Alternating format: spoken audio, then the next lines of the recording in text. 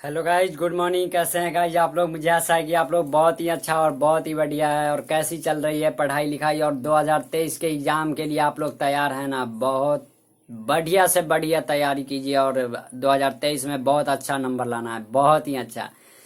तो गाइज मैं आज आप लोगों को पढ़ाऊंगा सॉन्ग ऑफ माई सेल्फ का question answer. Song of myself का चैप्टर का क्वेश्चन आंसर पढ़ाऊंगा। क्वेश्चन आंसर मैंने चैप्टर पढ़ा दिया था, जिसका ऑब्जेक्टिव क्वेश्चन करा दिया था।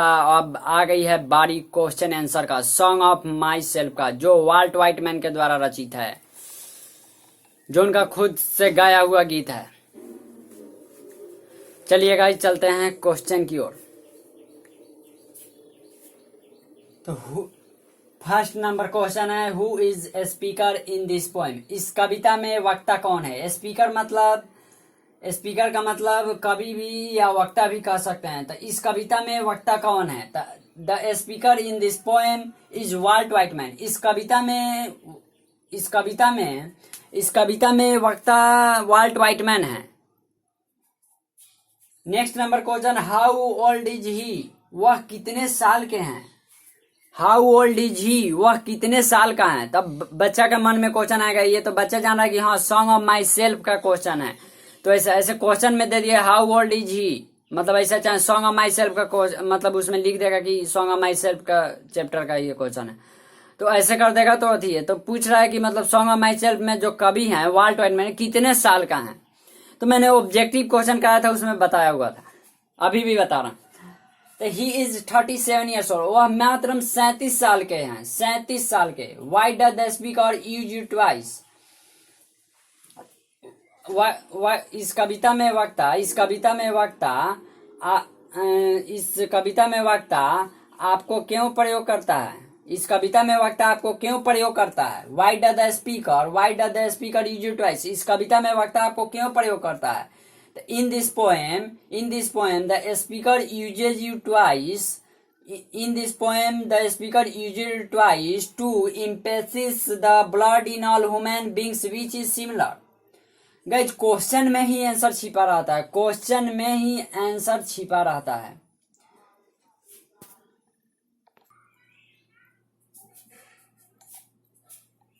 हाँ गाइज, तो हम लोग चलते हैं क्वेश्चन नंबर 4। क्वेश्चन नंबर 4 क्या है? What is meant by nature check with ordinary energy? इस मूल ऊर्जा को जांचे बिना प्रकृति का क्या अर्थ है? इस मूल ऊर्जा को जांचे बिना प्रकृति का क्या अर्थ है? What is meant by nature check with original energy? इस मूल ऊर्जा को जांचे बिना प्रकृति का क्या अर्थ है? तो in this line the poet want to say that nature has a great source of energy and hope. What is the theme of the poem? इस कविता का विषय क्या है? What is the theme of the poem? इस कविता का विषय क्या है? गाइस, जिनको नंबर 2023 में बहुत ही अच्छा लाना है, वे मेहनत कीजिए। और एक बात और ध्यान देने की बात कि वे लड़कियों के चक्कर में नहीं पड़े, लव के चक्कर में नहीं पड़े, नहीं तो बस नंबर अच्छा नहीं आएगा। अगर नंबर अच्छा अगर लाना है तो मेहनत कीजिए, लड़कियों के चक्कर में नहीं। क्योंकि लड़कियों लोग तैयार हो जाती है, खूब तैयार हुआ होके और चलती है रोड पे, तो पीछे ताक दिए कि कोई लड़का ताक रहा है कि नहीं। तो वो ताकने के लिए आप नहीं रहिए, क्योंकि आप मेहनत कीजिए तभी अच्छा नंबर आएगा। तो what is theme of the poem? इस कविता का विषय क्या है? तो equality between human beings is the theme of the poem. Equality between human beings is the theme of the poem. How does the speaker relation between me and you? How does the speaker relation between me and you? कवि वक्ता अपने और मेरे बीच कैसा संबंध स्थापित करता है? कवि अपने और मेरे बीच कैसा संबंध स्थापित करता है? तो the speaker establish relation between me and you. The speaker establish relation between me and you. He wants to say that what he assume we shall also assume, because every atom belonging to him as good belongs to us. He says our blood is similar.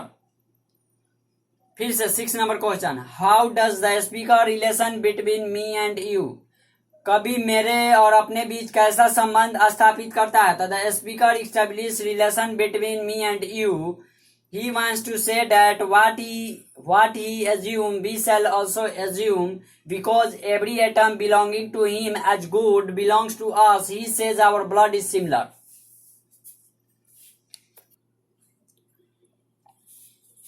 हाँ guys, तो question number 7 देखते हैं। Question number 7, song of myself chapter का question number 7। What does he observe in summer? वह गर्मियों में क्या देखता है?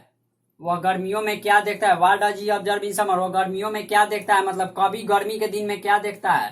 तो he observe a spike of summer grass. He observe a spike of summer grass. What has form the speaker blood? कवि का जो रक्त है वह किस चीज से बना हुआ है?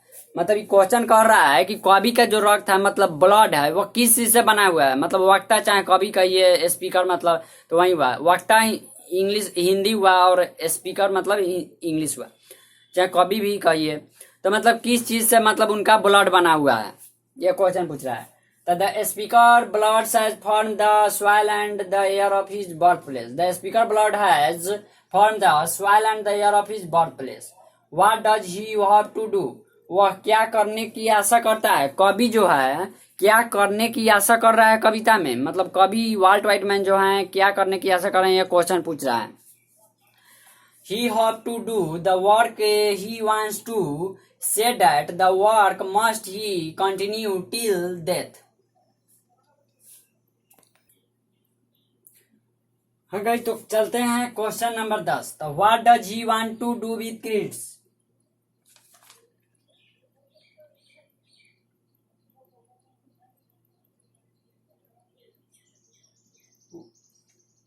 वह पथों के साथ साथ क्या करना चाहता है? What does he want to do with kids? वह पथों के साथ क्या क्या करना चाहता है?